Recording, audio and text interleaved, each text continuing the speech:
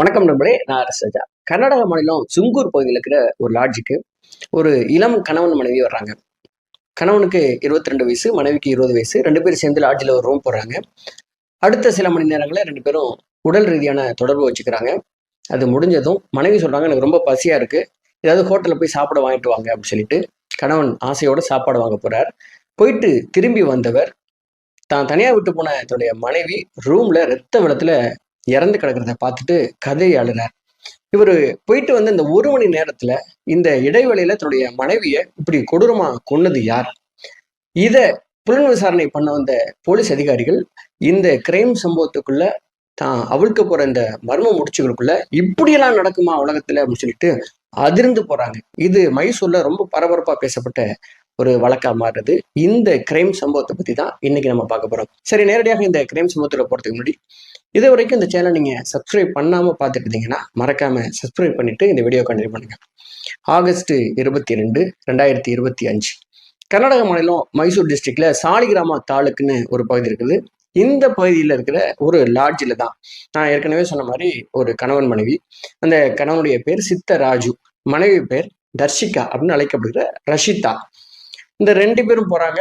2 பேரும் தனியா இருக்கிறாங்க. அதுக்கப்புறம் சாப்பாடு வாங்குறதுக்காக போயிட்டு அடுத்த 1 மணி நேரத்துல இவர் ரூமுக்குள்ள போகும்போது அந்த ரூமே புகை மண்டலமா இருக்குது. அதுக்குள்ள இவர் உள்ள போய் பார்க்குறாரு. இந்த பெட்ல இவருடைய மனைவி படுத்து கிடக்குறாங்க. அவங்க வாய் பகுதி ஏதோ கிழிஞ்சு போன மாதிரி இருக்குது. அங்கேருந்து ரத்தம் கொட்டி கிடக்குது.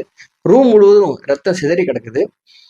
அப்பதான் பார்க்குறாரு, அங்க ஒரு சார்ஜர்ல போனும் சார்ஜர் அப்படியே தொங்கி கருகி போன நிலைமையில இருக்குது. இதை பார்த்ததும் ஒரு விஷயத்த கண்டுபிடிச்சிடுறாரு. தன்னுடைய மனைவி போனை சார்ஜ் போட்டே பேசிட்டு இருந்திருக்காங்க, அதனால போன் வெடிச்சு இந்த மாதிரி ஒரு விபத்து ஏற்பட்டிருக்குன்னு சொல்லிட்டு அலறி அடிச்சுட்டு அங்கிருந்து ரிசப்ஷனுக்கு ஓடி போயிட்டு தன்னுடைய மனைவிக்கு இந்த மாதிரி ஒரு விபத்து ஏற்பட்டுச்சு, உங்களை காப்பாற்றணும், உடனடியா ஹாஸ்பிட்டலுக்கு ஏதாவது நீங்க ஃபோன் பண்ணுங்க அப்படின்னு சொல்லி அலறாரு.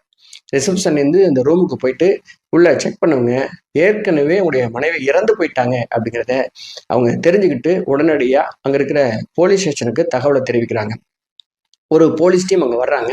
வரும்போதே ஃபோரன்சிக் டிபார்ட்மெண்ட் அந்த இடத்த சீல் பண்ணிட்டு அந்த இடத்துல வேற ஏதாவது தடயங்கள் கிடைக்குதா, இந்த விபத்து எப்படி ஏற்பட்டிருக்கும் அப்படிங்கிற ரீதியில அதை அணுகும் பொழுது இது ஒரு சாதாரண விபத்து, போனை சார்ஜ் போட்டுக்கிட்டே பேசும்பொழுது இந்த மாதிரி விபத்து நடந்திருக்குது அப்படின்னு சொல்லி லோக்கல் போலீஸ்லாம் நினைக்கும் பொழுது ஃபோரன்சிக் டிபார்ட்மெண்ட்ல இருந்து ஒரு அதிகாரி மட்டும் சொல்றார், இந்த புகையை ஸ்மெல் பண்ணி பார்க்கும்போது இது சாதாரணமா இந்த மாதிரி சார்ஜ் போட்டதுலேருந்து வந்த புகை இல்லை, இதுல வேற ஏதோ வெடிமருந்து பயன்படுத்தப்பட்டிருக்கலாம் அப்படின்னு அவர் சந்தேகப்படுறாரு. அதனால இதை ரொம்ப தீவிரமா பரிசோதனை பண்ணணும் அப்படின்னு சொல்லிட்டு அந்த ஃபோன், சார்ஜர், அங்க இருந்த மற்ற விஷயங்கள்லாம் எடுத்து லேபுக்கு அனுப்புறார்.